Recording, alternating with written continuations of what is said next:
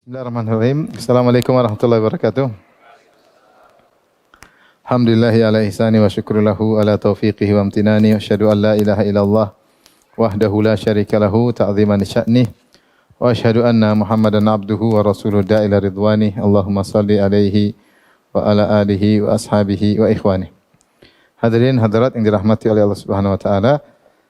Kita melanjutkan sedikit tentang ru'yah, ya, di antara dalil yang disebutkan oleh al-muallif yaitu firman Allah Subhanahu wa taala surat Al-Qiyamah 22 sampai 23. Ya, Allah mengatakan wujuhu yauma idzin nadhirah. Wujuhu yauma idzin nadhirah ila rabbiha nadhirah. Nadhirah. Wajah-wajah pada hari itu berseri-seri. Wajah-wajah pada hari itu pada hari kiamat, berseri-seri.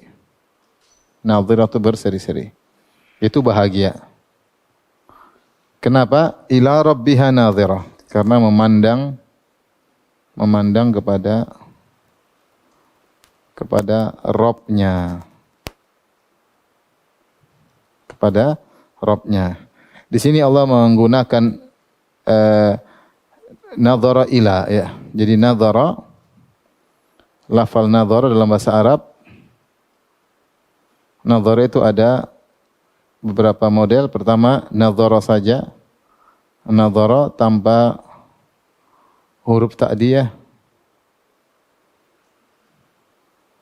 Ini artinya adalah menunggu. Misalnya firman Allah Subhanahu wa taala, hal yanzuruna illa ta'wilah. Hal yanzuruna illa ta'wilah. Tidaklah mereka menunggu. Hal yanzuruni, tidaklah mereka menunggu. Di sini tidak ada yanzuru ila, ya, yanzuru fi, tidak ada. Langsung yanzuru ta'wilah. Ini artinya menanti. Seperti juga Allah sebutkan yauma yaqul munafiquna wal munafiqatu lil ladzina amanu unzuruna naktabis min nurikum. Seperti dalam surat Al-Hadid, orang munafik berkata, unzuruna naktabis min nurikum.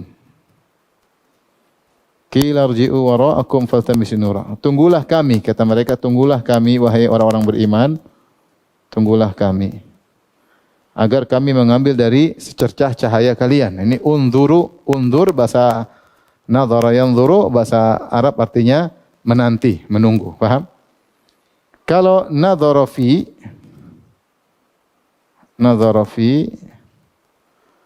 artinya merenungkan, artinya adalah merenungkan. Ini ada tambahan fi. Nadhara merenungkan. Ya, merenungkan, ya. Fi malakutis samawati wal ard misalnya, ya. Jadi merenungkan atau memikirkan, ya. Kalau nadhara ila, nadhara pakai ila, ini artinya melihat. Artinya apa? Melihat. Seperti afala yanzuruna ilal ibili kaifa khuliqat wa ilas samai kaifa rufi'at. Tidakkah melihat kepada ini, melihat kepada langit, ya. Dan seterusnya. Jadi artinya melihat. Di sini dalam ayat ini Allah menggunakan nadhara ila rabbiha nadhirah. Jadi nadhara ila artinya memandang. Kalau diartikan dengan menanti sebagaimana takwil mereka, wujuhu yauma idzin nadhirah, pada itu berseri-seri, ila rabbiha nadhirah, menanti pahala dari mereka takwil menanti pahala dari Rabb mereka. Nadhirah diartikan menanti, diartikan seperti ini. Terus yang dinanti bukan wajah Allah tapi apa? Pahala dari Rabbnya. Ini tentu takwil yang batil, tafsiran yang batil, karena mereka sudah di surga. Di surga bukan lagi menanti pahala, tapi langsung sudah mendapatkan apa? Pahala, ya. Jadi yang benar, ini salah satu ayat, tentu ada ayat-ayat yang lain, ya. Seperti ayat yang lain juga merupakan dalil tentang melihat Allah Subhanahu wa taala, yaitu dijadikan dalil oleh Ibnu Qayyim Ibnu Taimiyah, yaitu innal abrara lafi na'im 'alal ara'iki yanzurun. Sungguhnya orang-orang yang baik mereka dalam kenikmatan di surga 'alal ara'iki yanzurun. Mereka sedang berada di dipan-dipan sambil memandang. Memandang apa? Ta'rifu fi wujuhim nadratan na'im. Tidak disebutkan, tapi kau akan melihat kebahagiaan dalam wajah mereka. Sebagian ulama mengatakan maksudnya memandang wajah Allah Subhanahu wa taala. Kenapa? Karena ayat sebelumnya dalam surat Al-Mutaffifin Allah mengatakan kalla innahum ar-rabbihim yauma idzil lamahjubun. Sungguhnya mereka orang-orang pendosa pada hari itu terhijab dari Rabb mereka. Setelah itu Allah menyebutkan ayat tentang orang-orang surga yang memandang. Sehingga kata mereka maksudnya ini memandang wajah Allah karena sebelumnya orang-orang yang pendosa dihalangi dari memandang wajah Allah. Demikian juga firman Allah lilladzina ahsanul husna wa ziyadah. Bagi orang-orang berbuat kebajikan maka dia akan mendapatkan surga dan ziyadah dan memandang wajah Allah Subhanahu wa taala. Dan hadis-hadis banyak diriwayatkan lebih dari 20 atau 26 sahabat. Hadisnya mutawatir bahwasanya Allah dilihat pada hari kiamat kelak di surga. Dalam hadis Allah mengatakan azidukum hal turiduna syai'an azidukum, maukah aku tambahkan bagi kalian wahai penghuni surga nikmat yang lain? Maka mereka berkata, ya buat apa lagi ya Allah? Alam tubayyid wujuhana, ya bukankah engkau telah membuat kami berseri-seri bergembira? Ya alam tudkhilnal jannah, bukankah engkau telah masukkan kami dalam surga? Wa tunajjiyana minan nar, dan engkau telah menyelamatkan kami dari neraka jahanam. Maka Allah fayakshiful hijab, maka Allah menyingkap hijabnya, ya maka mereka diberi kenikmatan yang lebih hebat dari semuanya, itu memandang wajah Allah Subhanahu wa taala. Taib, ini sudah kita bahas kemarin. Adapun Mu'tazilah, maka mereka mengandang bahwasanya ru'yah di sini bukan ru'yah basariyah. Kata mereka ru'yah di sini adalah nadharul qalbi, yaitu ru'yah qalbiyah. Bahwasanya hari kiamat kelak orang-orang akan mendapatkan nikmat dengan nikmatnya adalah bertambah ilmu tentang Allah, bukan melihat. Karena menurut mereka tidak mungkin Allah terlihat. Maksudnya hanya mereka takwil dengan hanya bertambah ilmu tentang Allah Subhanahu wa taala, ya. Kalau cuma begitu dalam tiap hari juga kita sudah tambah ilmu tentang apa? Tentang Allah Subhanahu wa taala. Tapi kita lanjutkan. Kata penulis ini Abu Ja'far At-Tahawi, tafsiruhu ala ma aradahu Allah taala wa alimahu. Tafsirnya harus sesuai dengan apa yang Allah kehendaki dan Allah ilmui. Wa kullu ma jaa fi dzalika minal hadits sahih anir Rasul fa huwa kama qala. Dan semua yang datang tentang melihat wajah Allah dalam hadis yang sahih maka sebagaimana yang dikabarkan oleh Nabi sallallahu alaihi wasallam. Wa ma'nahu ala ma arada, dan maknanya sesuai dengan apa yang Allah kehendaki. Yaitu seperti hadis innakum satarawna rabbakum kama tarawnal qamara lailatal badri. Sungguhnya kalian akan melihat Rabb kalian ayanan, dengan berhadapan dengan mata kalian sebagaimana kalian melihat apa? Rembulan. Dalam riwayat yang lain kama tarawna syams laisa dunaha sahab. Kalian melihat matahari tanpa ada awan yang menghalangi. Jadi terkadang Rasulullah mengatakan seperti melihat rembulan, terkadang seperti melihat matahari. Maksudnya Rasulullah menyamakan cara melihat dengan cara melihat. Bukan menyamakan yang dilihat dengan yang dilihat. Karena enggak mungkin Rasulullah menyamakan Allah dengan rembulan, apalagi menyamakan Allah dengan matahari. Tidak, tapi cara melihat. Cara melihat Allah nanti pada hari kiamat kelak seperti melihat rembulan dan matahari. La tudamuna fi ru'yatihi. Kalian tidak akan berdesak-desakan. Karena yang dilihat atas, beda kalau di depan akan desak-desakan. Ya, maka Rasulullah menyamakan cara melihat, yaitu ar-ru'yah kar-ru'yah, cara melihat seperti cara melihat.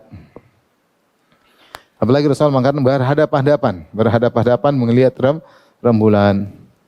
Kemudian kata penulis, la nadkhulu fi dzalika muta'awwilin bi ara'ina. Janganlah kita memahami ayat-ayat tentang ru'yah kepada Allah atau hadis-hadis dengan mentakwil dengan pemikiran kita.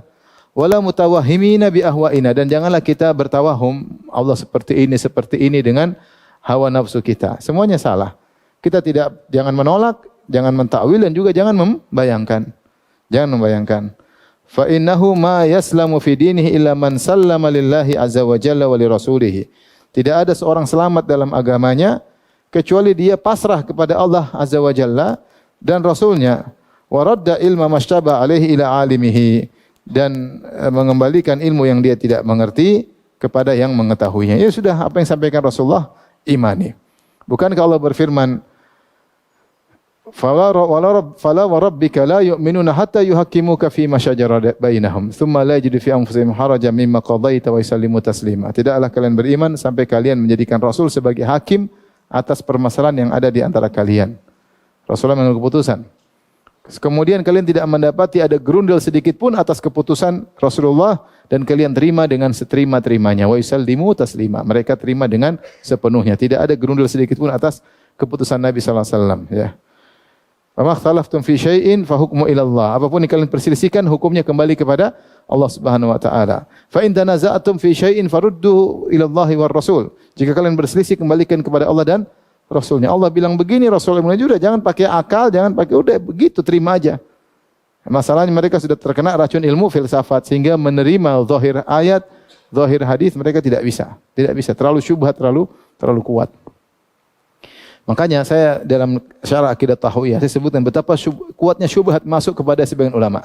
Seperti dalam saya nukil dalam akidah wasitiyah tentang perkataan Al-Qurtubi, sang ahli tafsir Abu Abdullah Al-Qurtubi rahimahullahu taala. Dia sebutkan dalam tafsirnya bahwasanya salaf semuanya mengatakan Allah di atas. Semua salaf tanpa terkecuali disebutkan. Adapun mengatakan Allah tidak atas akidah belakangan. Dia mengakui seluruh salaf, ayat, hadis-hadis Nabi, semua sahabat dia ngakui bahwasanya Allah di atas. Tidak ada sedikit pun dari perkataan mereka menolak Allah di atas. Dan ini yang dilakukan oleh Az-Zahabi dalam kitabnya Al-Ulul ila Al-Ghaffar. Dia sebutkan perkataan para ulama, para salaf. Semua mengatakan Allah di atas. Dan ini juga yang dilakukan oleh Ibnul Qayyim dalam kitabnya Ijtima'ul Juyush Al-Islamiyah. Dia kumpulkan perkataan para ulama yang mengatakan Allah di atas. Tetapi saking kuatnya syubhat, meskipun Al-Qurtubi rahimahullah sudah mengakui inilah akidah salaf, dia enggak ikut. Dia sudah akui ini akidah salaf, dia enggak bisa ikut. Syubhat terlalu kuat. Dia bayangkan kalau kita bilang Allah di atas berarti begini, berarti Allah begini. Akhirnya dia tolak. Dia tolak. Dan saya sebutkan banyak pengakuan-pengakuan mereka tentang akidah salaf, namun mereka tidak bisa mengikuti. Al-Ghazali juga, ya, dalam kitabnya At-Tafriqah atau Faisalul Tafriqah, saya lupa judulnya, tapi saya nukil dalam syarah akidah tahawiyah. Dia mengakui bahwasanya akidah Allah di atas adalah akidah Ahlussunnah wal Jamaah.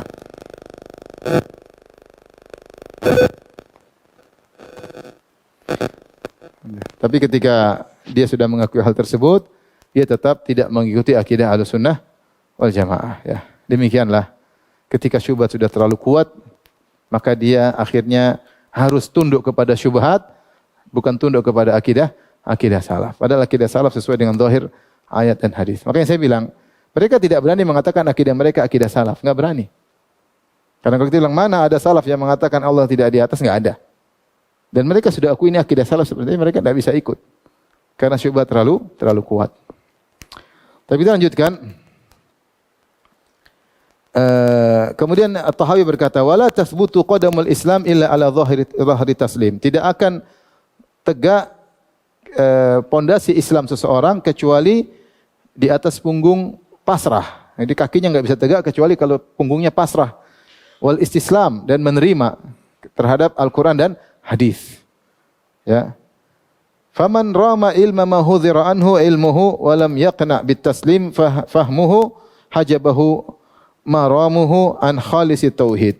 Siapa yang ingin mencari-cari ilmu yang dilarang, ya, kemudian tidak terima dengan pasrah kepada pemahamannya, tidak terima pasrah terhadap Al-Quran dan hadis, maka keinginannya dia akan terhalangi dari mencapai kemurnian tauhid. Wa safil ma'rifah, dan dia tidak akan mencapai kepada ma'rifat yang bersih. Wa sahihil iman, dan dia tidak akan mencapai iman yang benar. Ya, kalau dia selalu ikut otaknya, akalnya, tidak mau pasrah dengan Al-Quran dan Sunnah, fa yatadzabzabu bainal kufri wal iman, maka dia akan menjadi ragu antara kufur dan iman. Wa tasdiqi wa takdzib, antara membenarkan atau mendustakan. Karena dia, aduh ini gimana ayat, tapi saya punya syubhat. Dia punya ayat Rasul bilang gini, syubhat, sehingga antara membenarkan dan menerima. Selalu demikian. Wal iqrar wal inkar, terkadang menerima, terkadang menolak. Muas-muasan ta'ihan syakan, jadilah dia muas-was, ada was-was dalam dirinya. Jadilah tersesat, syakan, jadi ragu. La mu'minan musaddiqan, tidak menjadi seorang mukmin yang membenarkan. Wala jahidan mukadziban, dan juga tidak menjadi orang yang menentang dan pendusta. Bimbang. Mau beriman benar, pasrah. Apa yang Allah bilang, ikuti. Apa yang bilang Nabi, bilang ikuti. Dan ini berlaku dalam seluruh, baik akidah maupun ahkam fiqhiyah. Baik akidah maupun hukum. Tugas kita, hamba, hanyalah sami'na wa ata'na. Innama kana qaulal mu'minina idza du'a ila Allahi wa rasuli ay yaqulu sami'na wa ata'na. Sungguhnya perkataan orang beriman itu jika diserukan kepada Allah dan Rasulnya, mereka mengatakan sami'na wa ata'na. Kami mendengar, kami taat. Sekarang orang ayat hadis dikritiki. Terkait dengan akidah dikritiki, Anda masuk akal, enggak logis terus ya. Maksudnya begini. Repot. Kemudian juga hukum syar'i, maksudnya gini, dikritiki hukum syar'i. Ya, saya sampai dengar ada seorang subhanallah. Dia mentelaah buku-buku fikih. Dia tahu 4 mazhab mengatakan musik haram, dia tahu. Mazhab Syafi'i haram, dia bilang, "Oh itu mungkin maksudnya begini." Putar-putar sudah 4 mazhab dia sudah bilang tahu itu haram, hadisnya ada, dalilnya ada.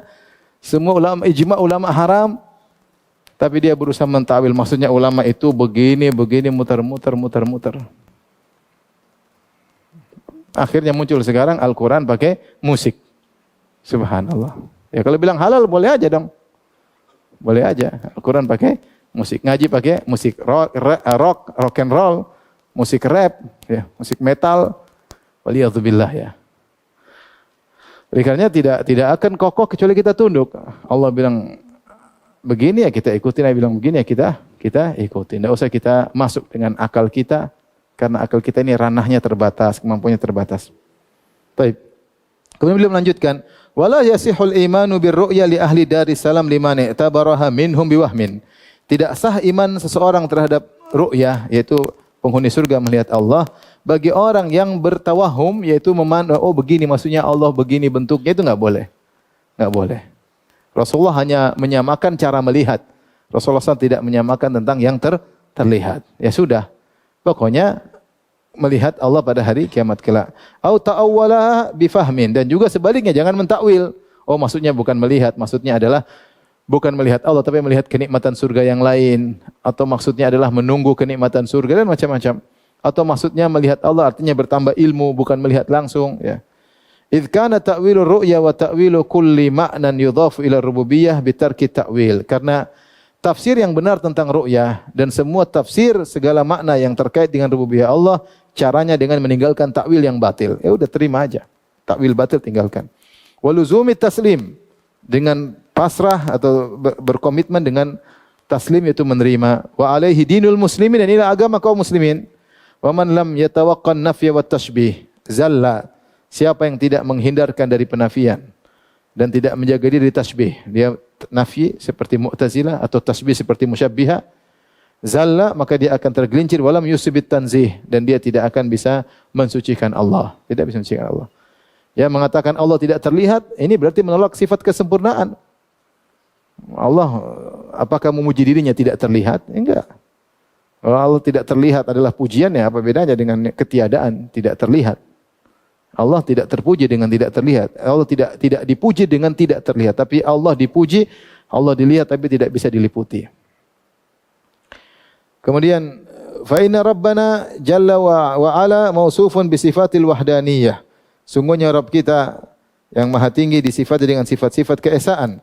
Man'utun bi nu'util fardaniyah, sama diberi sifat dengan sifat-sifat keesaan. Laisa fi ma'nahu ahadun minal bariyah. Tidak ada dalam sifat Allah salah satu makna dari makna manusia, enggak ada. Jadi enggak ada tasbih antara sifat Allah dengan sifat makhluk. Baik, kita akan bahas pembahasan berikutnya. Ini adalah pembahasan yang disebutkan oleh At-Tahawi, namun lafalnya agak aneh ya, sehingga sering dijadikan dalil oleh ahlul bidah untuk menolak sifat-sifat Allah. Beliau berkata di sini, wa ta'ala 'anil hududi wal ghayat. Allah Maha Suci dari batasan-batasan. Goyat itu puncak, ada batasan. Hudud maksudnya batasan. Hudud batas jamak dari had. Allah tersucikan dari had, dari batasan dan ujung. Wal arkani wal a'dha, dan Allah tersucikan dari arkan. Arkan itu apa namanya? Seperti kalau manusia adalah sisi kanan, sisi kiri, yaitu penopang. Wal a'dha, yaitu organ-organ tubuh, wal adawat, dan alat-alat, ya. Wala tahwihil jihatus sittu, dan Allah tidak diliputi oleh arah 6 arah, kasairil mubtada'at, tidak sebagaimana seluruh makhluk yang diliputi oleh 6 arah. Baik. Ini semua namanya sebagian disebut lafal-lafal mujmal. lafal-lafal yang ambigu. Sebelum kita bahas ada poin yang saya ingin sampaikan di sini. Ada namanya lafal mujmal. Lafal mujmal itu adalah lafal-lafal baru. Namanya al-alfaz al-mujmalah. Al-alfaz al-mujmalah, yaitu lafal-lafal baru yang tidak ditetapkan oleh dalil, yang tidak ditetapkan dan juga tidak ditolak dan juga tidak dinafikan oleh dalil. Ada yang dinafikan seperti Allah tidur, Allah ngantuk, dinafikan. Ya. Dan ada yang tidak dinafikan seperti tadi, ada had, itu tidak ada dalam Al-Quran Sunnah, enggak ada. Jihah, Al-Quran Sunnah juga tidak ada. Jism dalam Al-Quran dan Sunnah juga tidak ada. Ya, ini namanya lafal-lafal mujmalah, yaitu lafal-lafal baru yang tidak dalam Al-Quran Sunnah, namun maknanya tidak ditetapkan dan juga tidak dinafikan. Tapi muqaddimah terkait dengan hal ini, maka ada beberapa poin yang perlu kita sampaikan. Pertama, Ahlus Sunnah selalu menggunakan lafal-lafal syar'i. Ittabi'u ma unzila ilaikum mir rabbikum. Kata Allah, ikutilah apa yang diturunkan oleh Rabb kalian kepada kalian. Yaitu seorang berusaha mengikuti lafal-lafal sunnah. Seperti mengatakan Allah fis sama. Dalam ayat ada amintum fam fis sama. Allah di langit, di atas langit, ya. Ar-Rahmanu 'alal arsy istawa, ada ayatnya. Ar-Rahmanu 'alal arsy istawa. Semua berusaha menggunakan lafal-lafal apa? Syar'i yang datang Al-Qur'an dan Sunnah. Itu metode Ahlus Sunnah wal Jamaah. Makanya Ibnu Taimiyah ketika menulis Al-Aqidah Al-Wasithiyah, dia mengatakan, saya menantang kalian, saya kasih waktu 2 tahun, cari adakah lafal yang saya tulis dalam Aqidah Wasithiyah yang tidak ada dalilnya. Dia tantang. Semua yang Ibnu Taimiyah sebutkan semuanya pakai lafal apa? Syar'i. Semua ada dalilnya atau perkataan salaf, ya. Maka para salaf berusaha menggunakan lafal-lafal syar'i, Ahlus Sunnah. Sehingga jelas. Maka akidah yang ditulis oleh misalnya Imam Ahmad dan yang lainnya jelas lafalnya. Lafal dalil, kemudian lafal dalil, kemudian penjelasan dalil, penjelasan demikian. Demikian juga metode Al-Imam Al-Bukhari dalam Kitab Tauhid, dalam Sahih Al-Bukhari demikian juga, ya. Taib.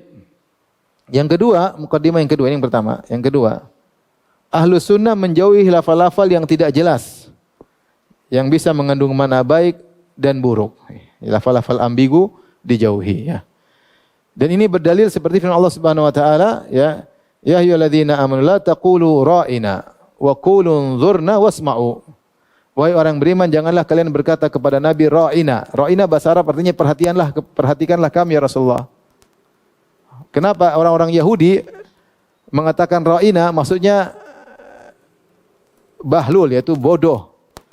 Jadi kalau bilang ya Rasulullah ra'ina, maksudnya Rasulullah engkau bodoh. Jadi ketika ada lafal ra'ina dijadikan makna oleh orang Yahudi untuk mengejek Nabi sallallahu alaihi wasallam. Maka Allah melarang menggunakan lafal ini karena ini ada mengandung makna ejekan dalam bahasa yang lain, mungkin bahasa Ibrani atau bahasa lain mengejek Nabi sallallahu alaihi wasallam. Maka Allah suruh ganti wa qulu unzurna wasma'u. Tapi gunakanlah lafal unzurna, yaitu lihatlah kepada kami, perhatikan. Lalu bahasa Arab yang jelas. Jadi tinggalkanlah lafal-lafal yang tidak jelas, ya. Apalagi dalam masalah akidah. Makanya para salaf dulu tidak membahas tentang misalnya at-talaffuz bil Quran makhluk, apakah melafalkan Al-Quran makhluk atau tidak, ya. Semua sepakat para salaf Al-Quran ghairu makhluk.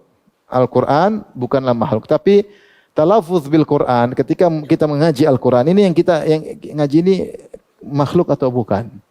Maka jawabannya ditinjau dari lafal kita suara kita makhluk. Tapi apa yang kita baca itu bukan makhluk. Karena kita sedang menukil firman Allah Subhanahu wa taala. Sementara firman Allah bukan makhluk. Tapi para salaf tidak mau karena lafalnya ambigu. Bisa maknanya ini, bisa maknanya itu, ya.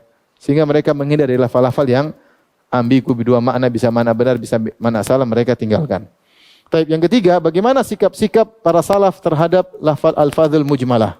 Lafal mujmalah yang tadi sebutkan tidak ditetapkan dan juga tidak dinafikan oleh dalil. Itu namanya al-alfaz al-mujmalah. Jadi dia bukan al-alfaz syar'iyyah.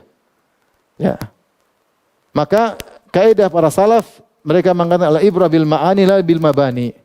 Yang menjadi patokan, maka semua lafal-lafal yang ambigu harus ditanya maksudnya apa. Kamu bilang misalnya Allah jism. Jism maksudnya apa? Maksudnya Allah aja. Kalau jism maksudnya zat, kita bilang Allah zat. Kalau jism maksudnya seperti makhluk, kita bilang Allah tidak berjism. Karena lafal jism sendiri tidak ada dalam syariat.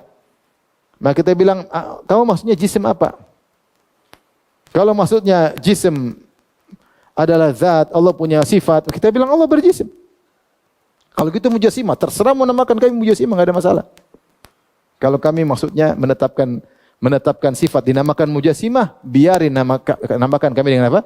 Mujassimah. Seperti perkataan Imam Syafi'i ketika dituduh dia Rafidhi, dia mengatakan in kana hubbu ahlil baiti rafdan falyashhadits thaqalani anni rafidhi. Kalau memang mencintai ahlul bait adalah akidah Rafidah, maka saksikanlah jin dan manusia aku ini Rafidhi. Ya, tapi aku bukan Rafidah. Dia dituduh gara-gara cinta ahlul bait dikatakan Rafidah, saya Rafidah.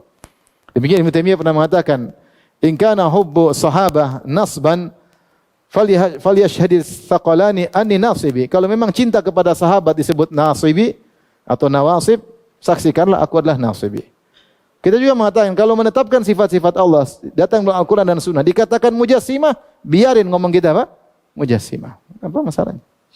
Kalau tidak mau minta kepada kuburan dikatakan Wahabi, saksikanlah aku Wahabi.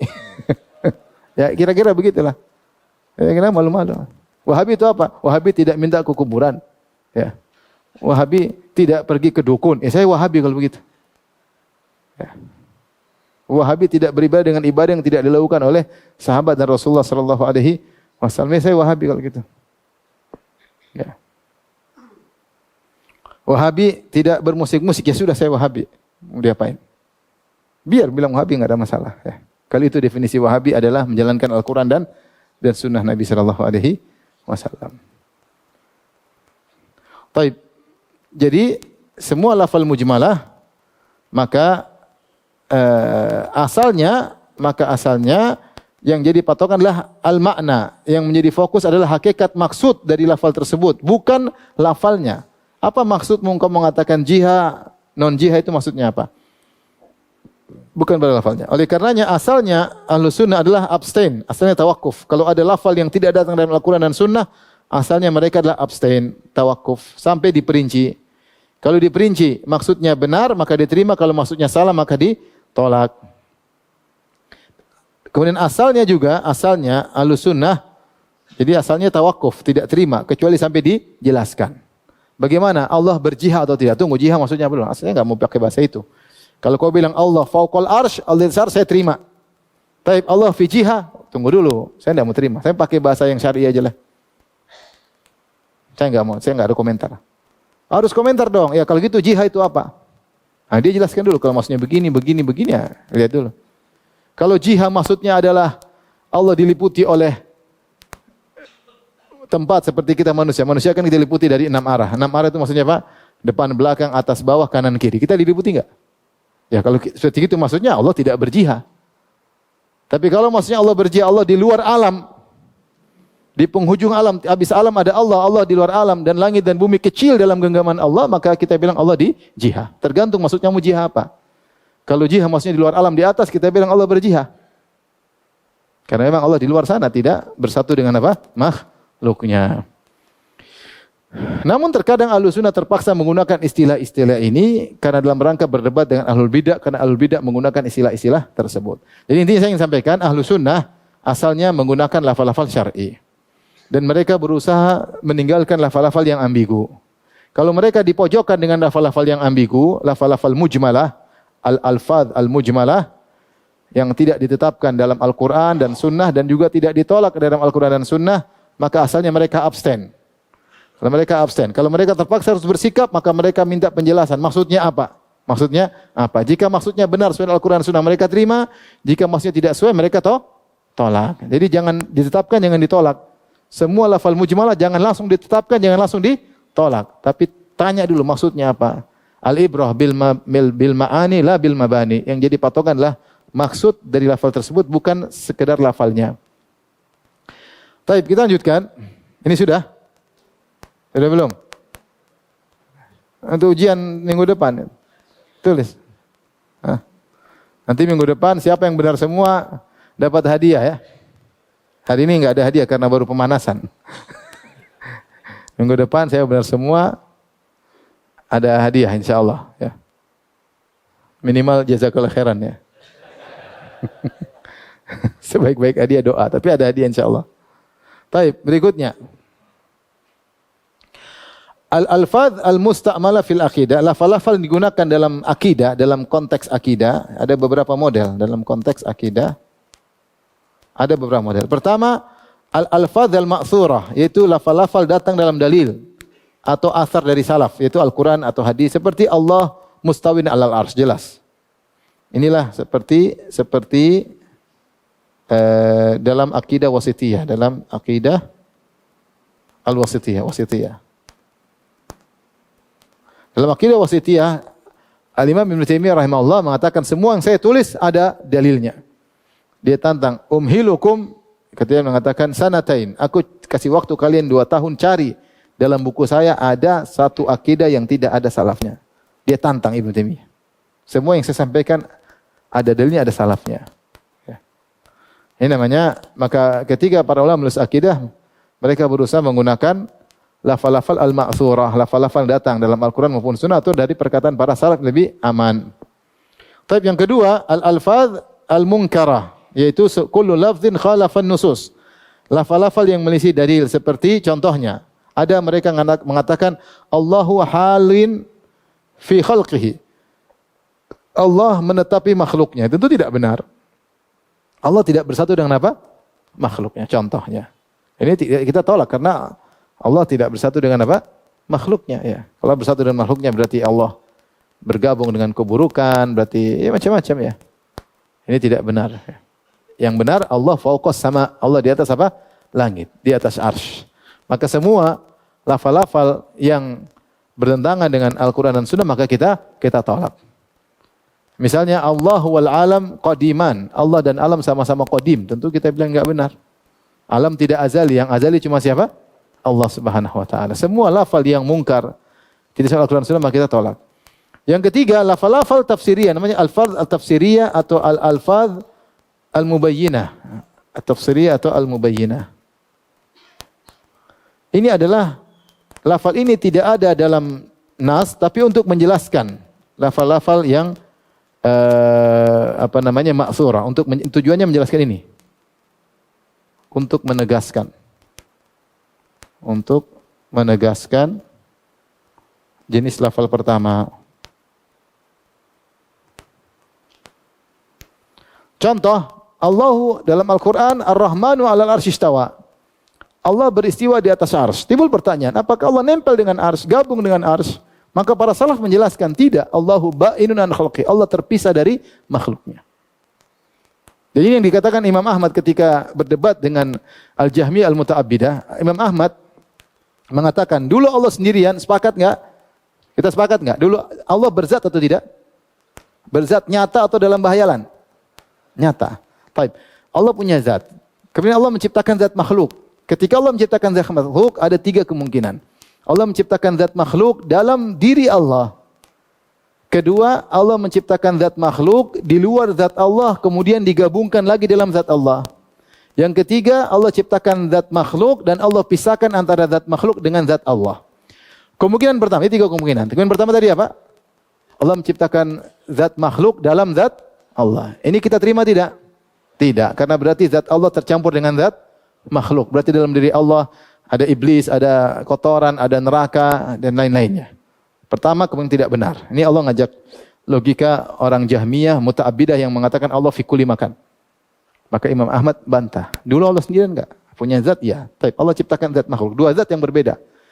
2 zat yang berbeda. Nah, berarti Allah ciptakan zat makhluk, Allah masukkan dalam zat Allah. Benar? Tidak benar. Kemudian yang kedua, Allah ciptakan zat makhluk di luar zat Allah. Kemudian Allah masukkan dalam zat Allah. Terima atau tidak? Tidak, karena sama kembalinya seperti yang pertama. Tinggal kemungkinan ketiga Imam Ahmad. Allah ciptakan zat makhluk di luar zat Allah. Itulah yang disebut dengan Allah Maha Tinggi. Zat Allah di luar zat apa? Makhluk. Faham? Ahlul bidah, mereka tidak mau terima ini. Maka kita tanya sama mereka, Allah zatnya di luar zat makhluk atau dalam zat makhluk? Dia bilang Allah zatnya tidak di luar makhluk, tidak dalam makhluk. Itu tidak ada namanya. Paham? Kita jelas logis. Allah dulu zat atau cuma khayalan? Pertama tanya itu dulu. Kalau khayalan ya ngapain? Harus tidak ada. Allah zat ada atau tidak? Kalau ada, taib. Zat makhluk ada enggak? Ada. Dan zat makhluk itu bersatu enggak? Kalau enggak berarti berpisah kan? Berpisah. Kalau gitu saya tanya sama kamu, zat Allah di luar zat makhluk atau tidak? Mereka bilang tidak di luar, tidak di dalam. Repot. Repot. Itu namanya zat Allah dalam zihni. Khayalan, tidak nyata, tidak nyata. Ya. Akhirnya mereka mengatakan bahwasanya Allah tidak boleh ditunjuk. Makanya mereka maksa kalau Allah ditunjuk, siapa yang bilang Allah bisa ditunjuk? Kafir. Kalau Allah di atas kan ditunjuk, kafir. Kalau Allah dilihat, tunjuk kafir. Terus Allah tidak boleh bisa ditunjuk. Kalau Allah bisa ditunjuk berarti kafir. Kenapa kalau ditunjuk kafir? Berarti Allah yatahayyas, berarti Allah macam-macam. Nanti akan kita bahas. Loh, Allah itu ada atau tidak gitu loh. Dia bilang, tidak semua yang ada bisa ditunjuk. Contohnya akal. Lah, akal itu di kepalamu apa di mana? Sama, bukankah ilmu itu semua namanya sifat abstrak. Ilmu, kudrah, dia harus menempel pada yang punya, paham? Kalau cuma kudrah mana, dia bisa ditunjuk. Ya. Karena memang tidak ada, dia berarti cuma abstrak. Dia baru ada kalau ada zatnya. Akal juga gitu, akal di kepalamu, enggak akal di luar sini enggak bisa. Ya. Mereka ingin bilang ada zat yang ada sesuatu yang ada tapi tidak bisa ditunjuk. Dia bilang apa? Akal. Enggak, akal itu memang sesuatu yang sama. Sehat sakit mana bisa ditunjuk? Sehat sakit bisa ditunjuk enggak? Kalau kamu sehat baru bisa ditunjuk. Kamunya yang sehat, kamunya yang sakit. Kalau sehat, sakit, dingin, panas mana bisa ditunjuk? Kalau dia sudah menempel pada zat baru kita bisa tunjuk. Kalau itu semua namanya abstrak. A'rad. Subhanallah. Jadi mereka ingin mengatakan Allah tidak bisa ditunjuk. Ya. Padahal kalau mereka berkata tentang Allah mereka setelah mereka tunjuk semua yang menolak Allah di atas, mereka bilang kita serahkan kepada Allah. Nanti Allah yang putuskan. Terus tunjuk ke atas semua. Makanya mulutnya kufur, jarinya beriman. Fitrahnya tunjuk ke atas. Ya. Baik. Jadi saya ingin sampaikan bahwasanya ketika muncul Allah di atas arsy, maka mungkin timbul pertanyaan ahlul bidah. Maksudnya apa Allah gabung arsy gimana? Maka timbullah perkataan salaf, Allahu ba'inun an khalqi. Allah terpisah dari makhluknya. Maka timbul ini lafal ba'inun, ini tidak ada dalam Al-Quran maupun sunnah. Tapi datang lafal dari salaf untuk menjelaskan lafal-lafal dari Al-Quran dan sunnah untuk menegaskan bahwasanya Allah di atas arsy bukan berarti nempel, bukan berarti butuh kepada arsy. Faham? Contohnya, mereka berkata yanzilullahu bidzatihi. Ini untuk apa? Untuk menegaskan hadis Nabi, yanzilu rabbuna tabaraka wa ta'ala hina yabqa thulutsal akhir minal lail. Ahlul bidah mengatakan, gimana? Allah turun bagaimana? Berarti Allah macam mereka pikir logika mereka. Maka salah mengatakan bukan rahmatnya yang turun, bukan ampunannya yang turun. Apalagi cuma nyantol di langit dunia buat apa? Allah turun dengan zatnya gimana? Enggak ada yang tahu. Jangan samakan dengan zat kita. Akal kita enggak sampai. Akal kita enggak sampai. Tapi saya beriman. Ada seorang ahlul bidah mengatakan, ana akfuru bi rabbin yanzil. Ada ahlul bidah, aku kufur kepada Allah yang turun. Maka salah seorang salah bantah, wa ana umin bi rabbin yaf'alu ma yasha. Aku beriman dengan Tuhan yang melakukan apa yang Dia mau kehendaki. Oh, Nabi bilang, oh Nabi bohong. Jadi semua yang dikatakan Nabi dibohongkan oleh mereka. Nabi bilang malaikat ke atas lapor kepada Allah, bohong. Ya enggak? Allah turun, bohong. Allah datang, bohong, ya. Semua. Malaikat Jibril ke atas lapor, bohong. Nabi berdoa menuju ke atas, bohong. Tidak ada Allah di atas, bohong. Ya. Nabi ke atas Isra Mi'raj, bohong. Kan bohong istilahnya, karena tidak ada Allah di atas. Semuanya ini bohong, berarti kalau semuanya cuma bohong. Susah begitu. Kenapa? Sudah terkena filsafat yang racun filsafat sangat kuat. Tadi saya bilang tadi, Al-Qurtubi saja, sekelas Al-Qurtubi rahimahullah, dia Asy'ari, dia sudah mengakui saya nukil dalam Syarah Wasithiyah, bahwasanya dia mengakui akidah salaf Allah di atas. Tidak ada pun satu pengingkaran dari mereka, enggak ada. Tapi dia sendiri tidak memilih akidah apa? Salaf. Saking kuatnya syubhat. Ya, saking kuatnya syubhat. Sama Allah berbicara dengan suara, datang hadis. Ini akidah Imam Ahmad, dinukul oleh Ibnu Hajar dalam Fathul Bari. Ini akidahnya Imam Bukhari dalam kitabnya Khulaful Ibad. Allah berbicara dengan suara, didengar oleh Nabi Musa. Syubhat terlalu kuat katanya. Enggak, meskipun akidah salaf, enggak bisa terima. Syubhat terlalu apa? Kuat. Karena mereka kalau Allah bicara yang suara berarti begini, berarti begini, berarti begini. Terlalu banyak berarti-berartinya. Terus ya Allah enggak berbicara. Terus Allah cuma memahamkan kepada Nabi Musa. Terus Nabi Musa, jadi tidak ada ngomong, gitu. Enggak ada bicara. Gimana? Padahal dalam Al-Quran jelas Allah berbicara, Nabi Musa menimpali berbicara lagi. Kita sudah bantah pada pertemuan sebelumnya. Jadi mereka tolak, repot. Tapi lanjutkan. Jadi seperti ini namanya al-alfaz at-tafsiriyah. Datang dari sebagian salaf mereka menafsirkan lafal-lafal yang sudah jelas. Tapi yang keempat lafal mujmalah. Ini tadi yang saya katakan contoh-contoh lafal ambigu. Tadi kaidahnya apa tadi? Asalnya apa? Abstain, ya. Tawakuf namanya abstain. Setelah abstain kalau memang diperlukan maka harus diperinci. Kalau diperinci maksudnya apa? Baru dijelaskan. Baik. Saya jelaskan secara sederhana. Seperti jihah. Apakah Allah fi jihah? Jihah itu arah. Maka kita bilang, apa maksudnya jihah? Kalau jihah maksudnya Allah diliputi oleh arah, seperti kita manusia, diliputi atas, diliputi bawah, kita bilang tidak. Tapi kalau jihah maksudnya Allah di luar alam, bukan di makhluk, karena alam, ujung alam terakhir. Bukan alam di atasnya masih ada alam lagi. Kita harus meninggalkan tasalsul. Rentetan ini, kau lihat ada alam terakhir mana? Setelahnya adalah Allah Subhanahu wa Ta'ala. Faham? Seperti tadi saya katakan Allah dulu sendiri, Allah ciptakan makhluk, zat makhluk di luar zat Allah, selesai. Zat makhluk ini alam, di luarnya zat Allah. Itulah namanya Allah Maha Tinggi. Bayangkan Allah mengatakan wal ardu jami'an qabdatuhu yaumal qiyamah was samawati matwiyatun bi yaminih. Di hari kiamat kelak bumi dalam genggaman Allah, langit alam semesta dilipat oleh tangan kanan Allah. Allah di luar alam dan Allah tidak butuh dengan apa? Alam. Jangan bilang Allah diliputi alam, enggak. Alam diliputi siapa? Allah. Paham? Jadi kalau jihad, maksudnya Allah tidak diarah, maksudnya Allah diliputi oleh alam, kita bilang tidak. Itu makhluk.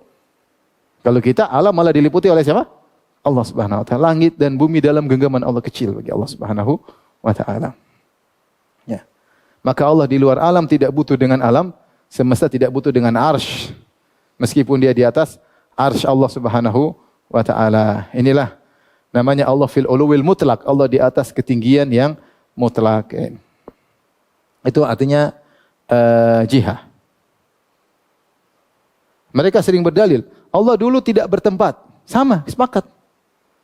Terus sekarang juga Allah tidak butuh dengan tempat. Ya sama. Kita bilang Allah di atas tidak butuh dengan apa? Tempat. Mereka menyangka kalau sudah di atas arsy berarti Allah butuh sama arsy. Salah, sama. Memang sama, sepakat. Sepakat. Sehingga mereka bilang, jangan bilang Allah bertahayus. Allah bertahayus berarti Allah satu sisi. Seakan-akan Allah diliputi oleh sisi yang ini. Enggak ada. Akidah Ahlussunnah tidak demikian.